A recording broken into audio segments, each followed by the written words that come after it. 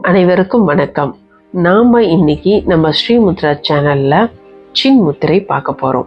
இந்த சின் முத்திரை எல்லாத்துக்குமே ஓரளவு தெரியுங்க. ஆனா இது எப்படி செஞ்சா பலன் அதிகமா கிடைக்கும்னு இந்த வீடியோல நம்ம சொல்ல போறோம்.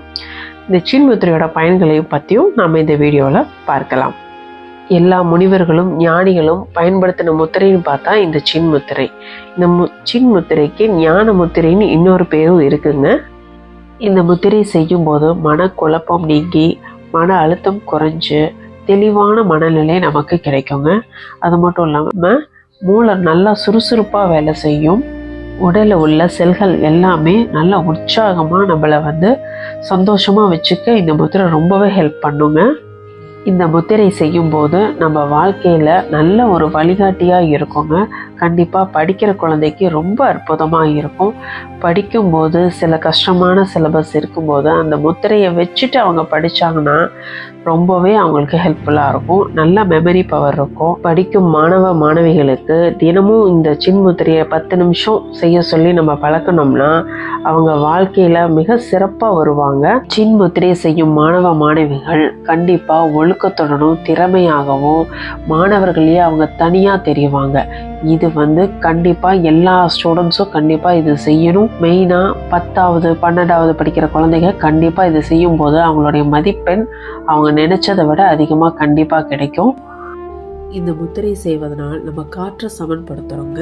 அதனால் நம்ம மூச்சு ஆழமாக போகிறதுனால நம்மளுடைய படிப்பு, வேலை, நம்மளுடைய அன்றாட வாழ்க்கைக்கு ஒரு நிதானம் கிடைக்கிறதுனால நம்ம வாழ்க்கையை வெற்றிகரமாக மாற்றக்கூடிய அளவுக்கு இந்த முத்திரை ரொம்பவே உதவியாக இருக்கும்.